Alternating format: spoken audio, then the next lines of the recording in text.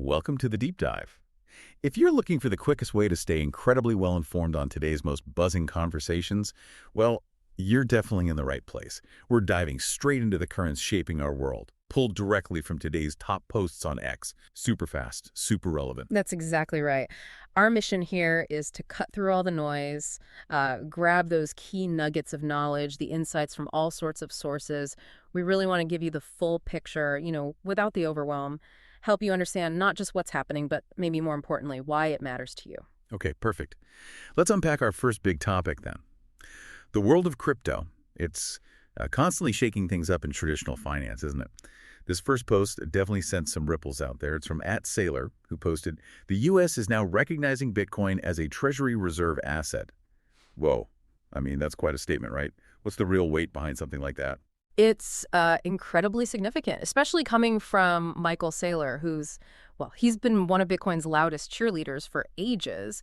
And this isn't just him talking, It ties directly back to President Trump's executive order from March 2025. Yeah. That order actually mandated setting up a strategic Bitcoin reserve. Right. I remember that. And how's it funded again?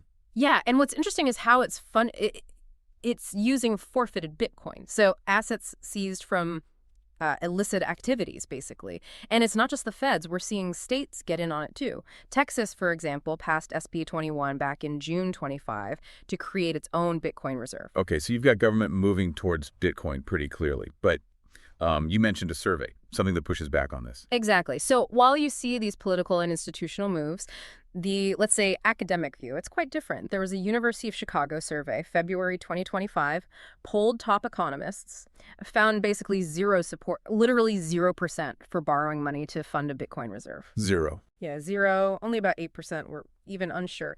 It really highlights this symbolic aspect. Traditional economists, they look at reserve assets for stability, liquidity, control.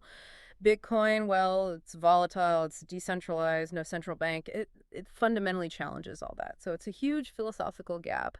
It suggests the government move might be more about, politics and narrative than traditional economic strategy. That symbolic versus practical distinction. Yeah. That's really key. And speaking of big crypto moves, this next post shows maybe an even bigger shift, this time from the SEC.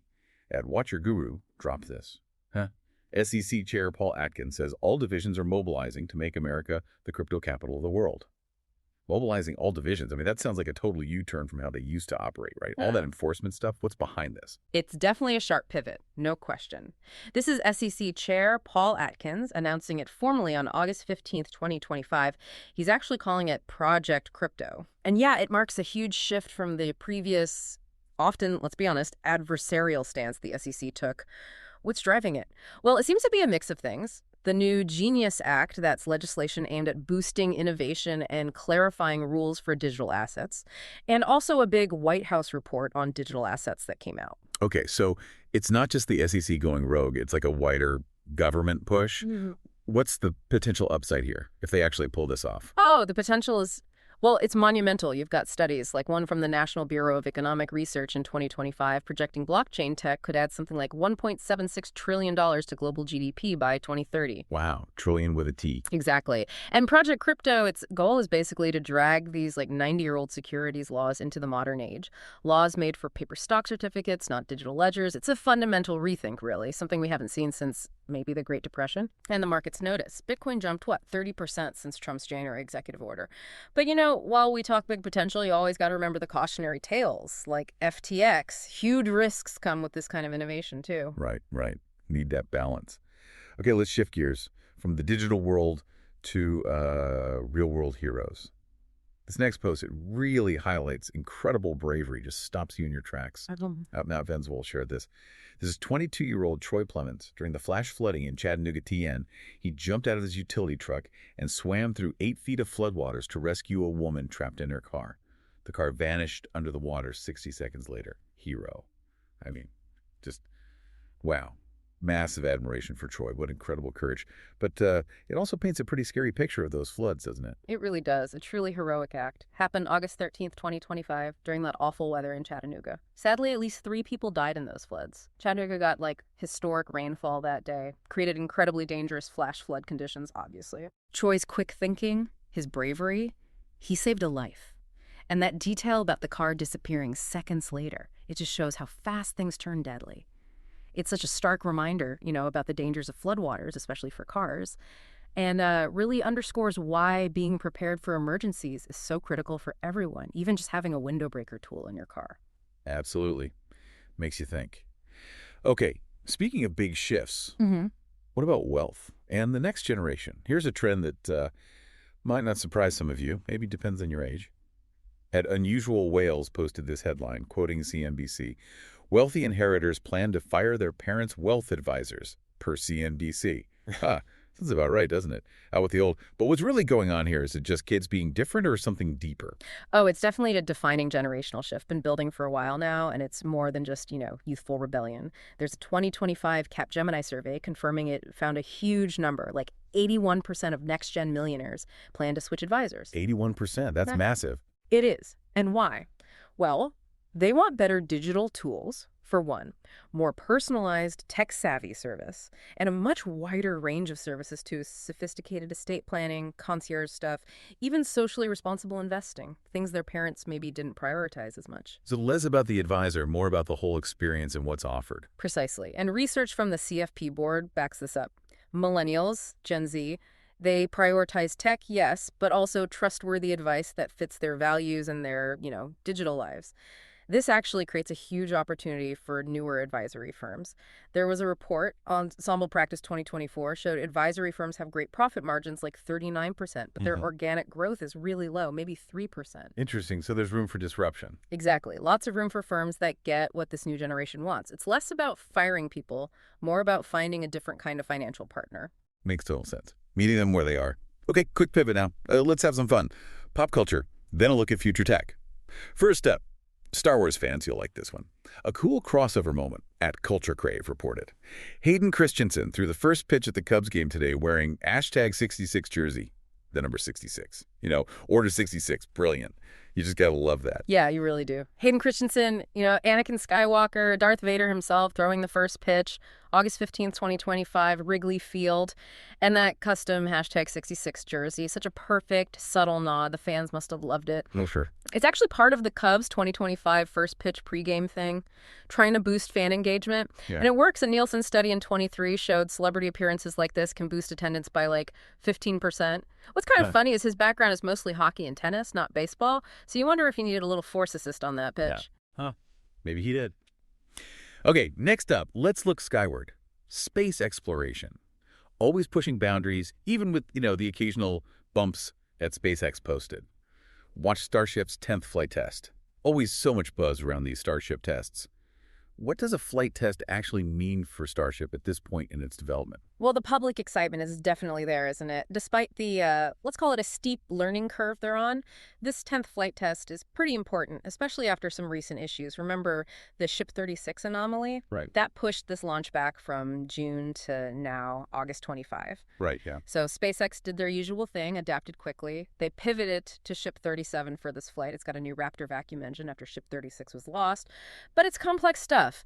Just a few days ago, August 12th, they had to abort a spin prime test because of a supply line leak. Shows how tricky these cryogenic systems are. Each test, pass or fail, gives them vital data. That's their whole rapid iteration thing. Flights 7 and 9 had failures too. Remember, engine fires, re-entry issues, all part of the process. That fail fast, learn faster mantra in action. Okay, speaking of rapid iteration and maybe cryptic announcements, Elon Musk, at Elon Musk tweeted, "Grok will be able to say words soon." Classic Musk tweet. Short, intriguing. What's the deal here? What does this mean for Grok? Yeah, typical Musk style. The video probably had that stonks meme, right? Cool, but It lines up with what's happening across the AI industry, really. Big strides in AI voice tech. We saw OpenAI's GPT get voice features back in late 2023. So for Grok and XAI, this signals, their fast development cycle and fits their mission of accelerating science. It's all part of this push towards making AI more interactive, more like you're actually talking to something, not just typing at it. Blurs those lines between human and AI interaction even more. fascinating stuff. AI you can actually talk to. Wild. Okay, now for the biggest story hitting the feeds today. Really dominating the conversation. We saw posts from at Radio Genoa, at Catter2, at Nexer Order, at Greg 16676935420, all saying pretty much the same thing. Donald Trump is heading to Alaska to meet Vladimir Putin. The goal, a Ukraine ceasefire. Described as high stakes. I mean, what are the stakes here, geopolitically speaking? Oh, they're incredibly high. This is a really rare and massively significant meeting. Their first face-to-face since 2019, I believe. Trump's stated goal is clear: negotiate a ceasefire in Ukraine, use U.S. leverage to end the conflict. But, Right. and this is big, but reports suggest Putin's core position, his goal of dominating Ukraine, that hasn't changed. Right. And we know Trump likes building personal rapport. Think back to that Helsinki press conference in 2018, which stirred up some controversy at the time. So why meet there? It seems kind of out of the way. Well, geographically, it's actually quite strategic. The Bering Strait between Alaska and Russia, it's only about 55 miles wide, so it makes sense as neutral ground given the proximity. Plus, there's the history, right? Russia sold Alaska to the U.S. back in 1867, adds a symbolic layer. Some analysts are even suggesting, maybe Putin's trying to play to Trump's business side, maybe dangle some economic deals related to the Arctic or something. It's definitely a complex situation. It feels like high-stakes poker. And then the moment that absolutely blew up the feeds.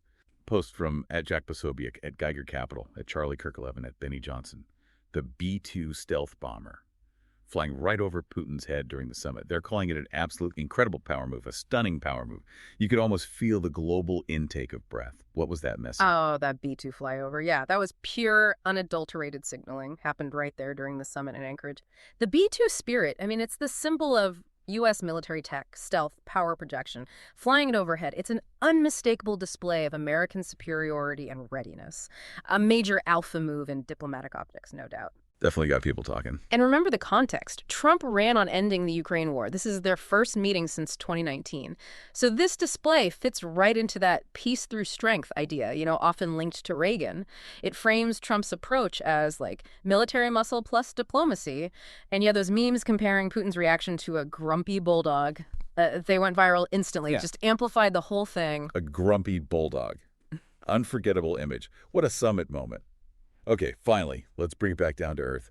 A vibe check on something maybe more relatable, but definitely frustrating for consumers, especially if you travel. @Wall Street Apes posted this.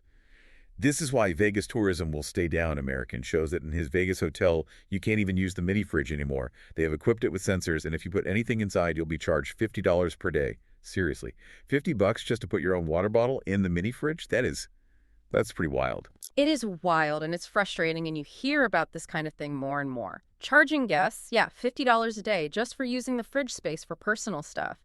It taps into this broader narrative about Vegas tourism being down. The official numbers, LVCVA, showed an 11.3% drop in visitors for June 2025 compared to last year. Ouch. Yeah. And some experts think these kinds of aggressive policies, while maybe bringing in a bit of cash short term, might actually signal bigger economic worries, maybe issues with consumer confidence nationally. Because let's face it, these charges really tick people off, right? People trying to save a few bucks by not buying the $10 water from the hotel. Ultimately, it hits guest satisfaction hard, and that's bad news for the whole local economy, which is so dependent on tourism. It's like nickel and diming your way to fewer customers. Yeah, pity-wise and pound-foolish, maybe. Okay, and that wraps up another jam-packed deep dive. We hit today's buzz from X hard and fast. We have from Bitcoin as a treasury asset, heroic rescues, generational wealth shifts, Star Wars at the ballpark, the future of AI and space, that huge Trump-Putin summit, and even, yes, annoying mini fridges in Vegas. Hopefully that gives you the quick, sharp download you need to feel totally clued in. Absolutely. And what's really striking, I think, is how quickly the global conversation shifts, but also how these seemingly random pieces, they actually connect. High-stakes diplomacy, economic policy, individual heroism, travel gripes. They all reflect these complex currents shaping our world. It really leaves you thinking, doesn't it? How do you see all these different threads weaving together in the bigger picture of daily life? Great question to chew on. Keep those eyes open. Keep observing, because the world keeps spinning, and there's always more to understand. Until next time, we'll see you back here for another deep dive.